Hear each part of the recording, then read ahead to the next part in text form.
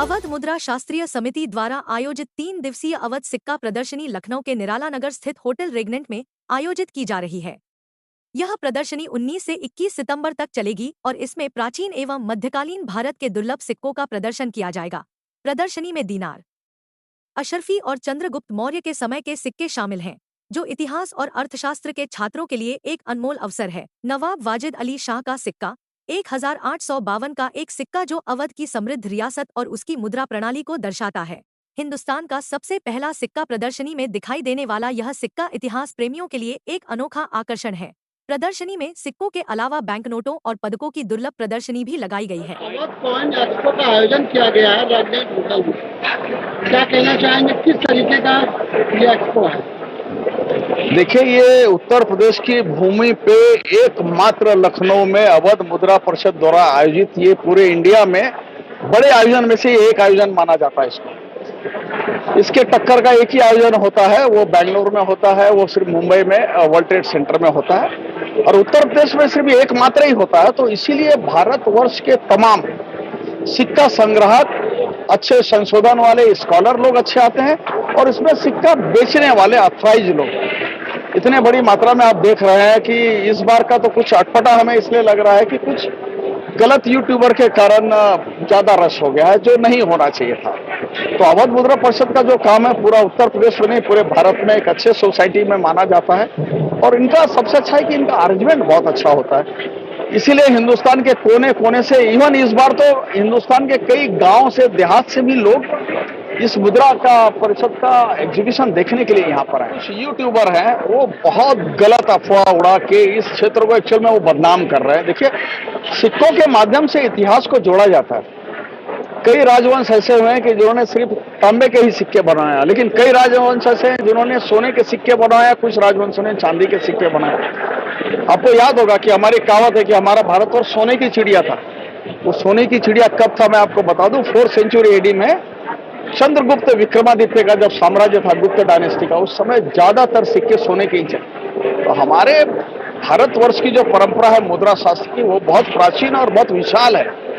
लेकिन कुछ समय से ये यूट्यूबर लोगों ने वो करेंसी का नोट 5 रुपए का, 10 रुपए का, 4 आना 8 आना हम इतने में खरीद लेंगे, ये कर लेंगे। एक्चुअल में एक बहुत बड़ा ये गैंग है जो आम संग्राहक को फंसाते हैं वो लोग, और इसकी जानकारी नहीं होने के कारण वो लोग फंस जाते हैं, अपना OTP शेयर कर देते हैं, बैंक अकाउंट दे देते हैं। ये क्षेत्र उसके कारण थोड़ा सा फर्क पड़ता है। लेकिन इतिहास को अगर सही में हमें सजोना है और हमारी जो मिसिंग कड़ियां हैं उसको अगर जोड़ने का काम अगर कोई करता है तो सिर्फ और सिर्फ भारतवर्ष के सिक्के, जिसके शास्त्र को न्यूमिस्मेटिक और शास्त्र को मुद्रा शास्त्र कहा जाता है। जब तक आप शास्त्र पढ़ोगे नहीं, आपको जानकारी होगी नहीं, तब तक आप सिक्का जमा नहीं कर सकते। जिस तरह आपने सिक्के की बात करी, एक देखा होगा आपने, एक का छोटा सिक्का बिल्कुल आ रहा है मार्केट में आया हुआ, और कुछ लोग कहते हैं और 10 का कुछ तो आते हैं नकली है, ऐसे लोग कह रहे हैं। सर देखिए, मैं आपको फिर से बताता हूँ, ये जो असली नकली जो सिक्के हैं ना, ये हर काल में बनते हैं।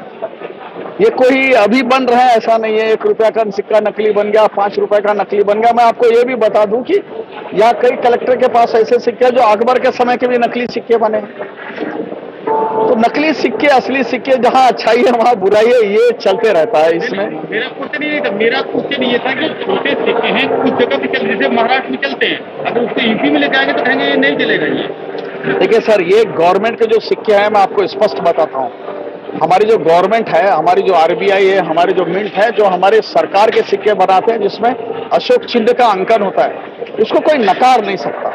अगर कोई स्टेट बोलता है हम ये सिक्के नहीं लेंगे तो ये एकदम गलत बात है, उनको लेना ही पड़ेगा, क्योंकि वो सरकार का अधिकृत सिक्का है। वो ठीक है, आज 4 आना 8 आना गवर्नमेंट ने खुद ही बंद किया हुआ है कि वो सिक्के बंद हो गए, लेकिन 1 रुपया का सिक्का चाहे नया हो चाहे पुराना हो, उनको एक्सेप्ट करना ही होगा।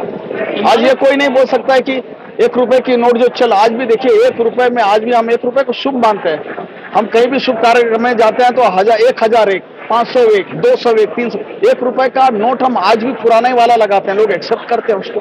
वो हमारी सरकार, भारत सरकार की करेंसी है, उसको नकार नहीं सकता है कोई।